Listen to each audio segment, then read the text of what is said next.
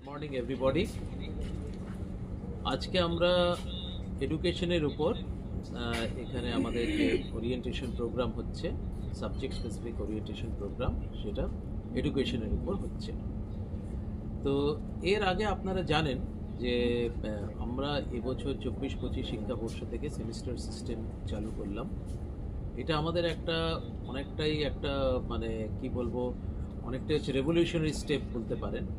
এবং আমরা যখন অ্যানাউন্স করেছি যে আমরা সেমিস্টার সিস্টেম ক্লাস 11-12 ইমপ্লিমেন্ট করছি, 24-25 শিক্ষাবর্ষ থেকে ক্লাস 11 এবং 25-26 থেকে ক্লাস 12, আমরা ছিলাম ভারতবর্ষে প্রথম বোর্ড, স্কুল বোর্ড, যারা সেমিস্টার সিস্টেম স্কুল এডুকেশনে ইমপ্লিমেন্ট করলো।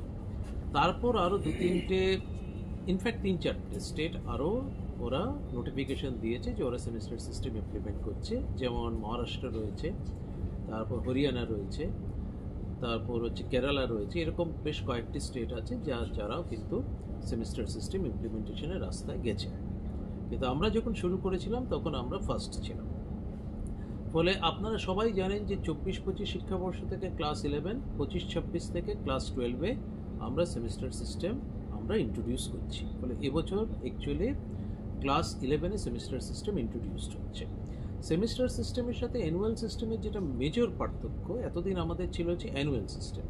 অ্যানুয়াল সিস্টেম বছরে একবার ইভ্যালুয়েশন হয় এবং সেই অ্যানুয়াল এক্সামিনেশনের উপর ভিত্তি করে সে প্রমোটেড হয়, বা এইচএসও আমাদের একটাই পরীক্ষা হতো মার্চে, তার উপর ভিত্তি করে তার টোটাল পারফরমেন্স ইভ্যালুয়েশন হতো।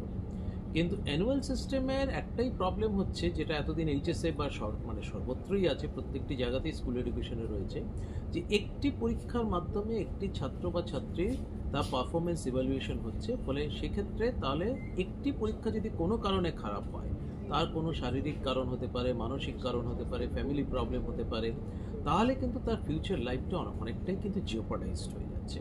মানে একটি ফর এক্সাম্পল একজন স্টুডেন্ট হয়তো ভাবছে যে আমি ফিজিক্স অনার্স নিয়ে পড়বো, একটি খুব ভালো জায়গাতে, একটি নামকরা কলেজ বা বিশ্ববিদ্যালয়ে পড়বো, কিন্তু অন দ্যাট পার্টিকুলার ডে তার যদি পরীক্ষাটা খারাপ হয়ে যায় কোনো কারণে, what ever may be the reason, তাহলে কিন্তু তার স্বপ্নটা কিন্তু অনেকটাই অপূর্ণ থেকে যাচ্ছে। কারণ আমাদের এখানে ইমপ্রুভমেন্ট এক্সামিনেশনে কোনো স্কোপ থাকে না। হয়তো সে পাশ করলো কিন্তু তার ইমপ্রুভমেন্ট এক্সামিনেশনে কোনো স্কোপ নেই। ফলে সেই জায়গাতে থেকে কিন্তু তার একটা বিরাট লস। ফলে এই জায়গাতেই হচ্ছে সেমিস্টার সিস্টেমের মেইন অ্যাডভান্টেজ। এছাড়া আরও অন্যান্য অনেক অ্যাডভান্টেজ আছে, যে ছোটো ছোটো সিলেবাসে মানে ছাত্ররা পরীক্ষা দিচ্ছে, ফলে যেটা ডিপ লার্নিং যেটাকে বলা হয় সেটা আরও অনেক বেটার হয়, মানে টিচিং লার্নিং প্রসেসটা অনেক বেটার হয়। সেটা যেটা তাদের যেটা বোঝা, যে সাবজেক্টের উপর যেটা আন্ডারস্ট্যান্ডিং, সেটা অনেক বেটার হয়।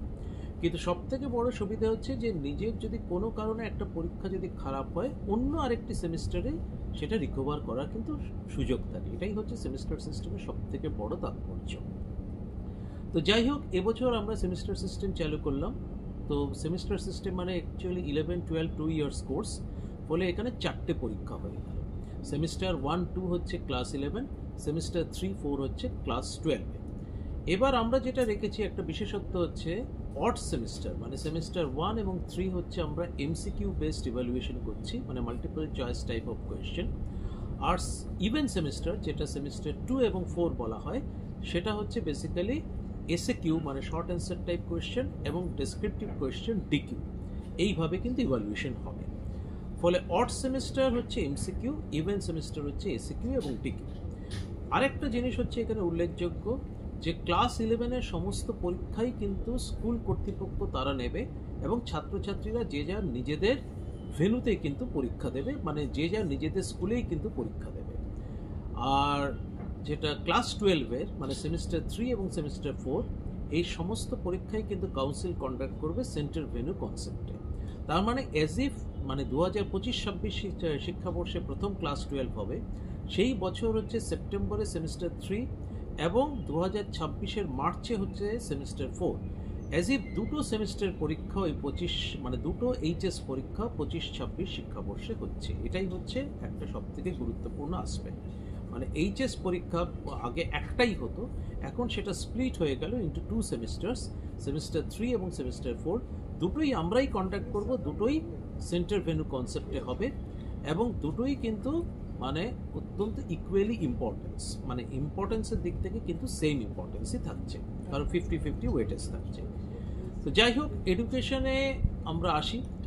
তার আগে একটা আপনারা যে আজকে যে ওরিয়েন্টেশন প্রোগ্রামগুলো হচ্ছে, বেসিক উদ্দেশ্যটা হচ্ছে আমরা সিলেবাস রিভিশনও করেছি, কারণ লাস্ট সিলেবাস রিভিশন হয়েছিল 2012-13-তে।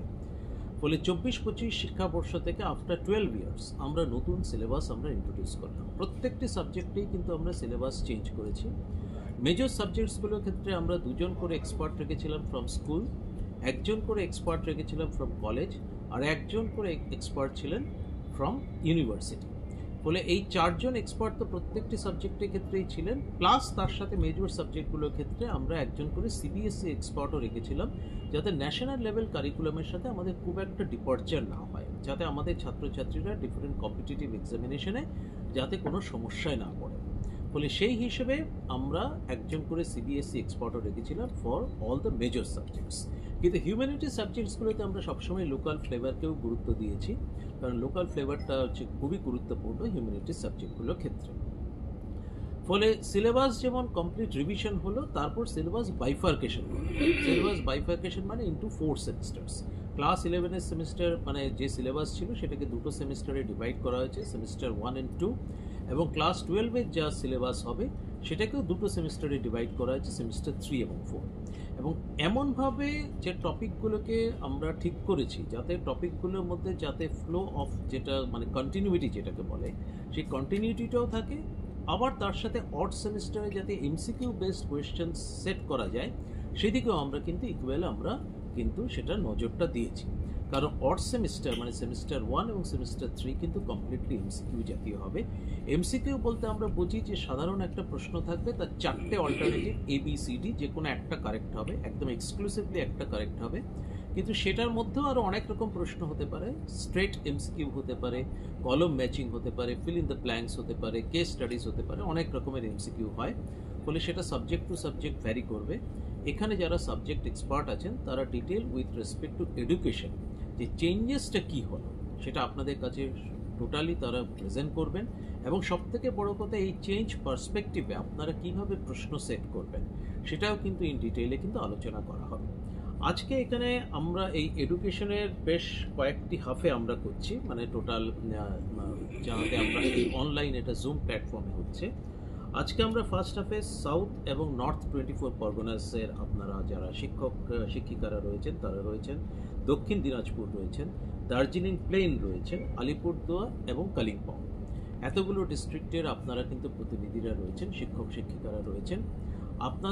আপনাদের সামনে প্রেজেন্ট করবেন আমাদের যারা এক্সপার্ট আছেন, যারা এখানে ইনভলভ ছিলেন, তারা প্রেজেন্ট করবেন যে salient features of the new syllabus কী হয়েছে, কী চেঞ্জেস হয়েছে, এবং আপনারা এই যে কোয়েশ্চেন সেট করবেন কিভাবে করবেন, পার্টিকুলারলি এমসিকিউ মানে পার্টিকুলার যে প্যাটার্নটা কি হবে না হবে। ইতিমধ্যে আরেকটা বিষয় উল্লেখ করার মতো, আমরা কিন্তু সিলেবাস বই এবং কোয়েশ্চেন প্যাটার্ন অলরেডি বহুদিন আগেই কিন্তু বেরিয়ে গেছে।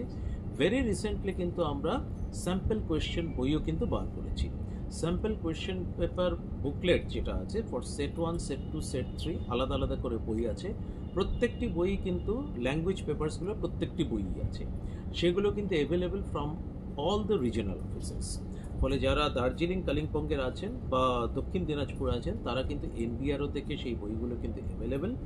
এছাড়া আমাদের প্রত্যেকটি রিজনাল অফিস মানে কলকাতা, মেদিনীপুর, বর্ধমান এবং শিলিগুড়ি সব জায়গা থেকেই কিন্তু সেই বইগুলো কিনতে পাওয়া যাচ্ছে। ফলে সেখানে আপনারা দেখতে পাবেন যে প্রত্যেকটি সেমিস্টারেরই 4টে সেমিস্টারেরই সমস্ত প্রশ্ন কিন্তু স্যাম্পল কোয়েশ্চেন কিন্তু কমপ্লিটলি দেওয়া আছে। তো আমি আর বিস্তারিত বলবো না। এখানে দেখতে পাচ্ছি 344 জন পার্টিসিপেন্টস আছে। অলরেডি চ্যাট বক্সে 100-র ওপর আপনাদের বিভিন্ন মতামত জমা পড়েছে। আপনাদের কোয়ারিজগুলো ডেফিনেটলি আমাদের যারা এক্সপার্ট রয়েছেন তারা অ্যান্সার দেবেন। অনেকে হ্যান্ড রেজও করে আছেন। আপনাদের সমস্ত বক্তব্য বা প্রশ্ন আমরা একটা ওপেন ফোরাম এই আজকে যে হবে তাতে আপনাদের সমস্ত প্রশ্ন সেগুলোকে আমরা যারা এক্সপার্ট রয়েছেন তারা অ্যাড্রেস করবেন, বা আমাদের যারা অফিসার রয়েছেন তারা অ্যাড্রেস করবেন। এবার আমি আমার বক্তব্য দীর্ঘায়িত করব না। আমি ডেফিনেটলি ইনভাইট করব আমাদের যারা এডুকেশন এক্সপার্ট আছেন তারা আপনাদের সামনে প্রেজেন্ট করবেন যে আমাদের সেলিয়েন্ট ফিচার্সগুলো কী এবং আপনারা কীভাবে এটাকে পড়াবেন। Thank you very much. Thanks.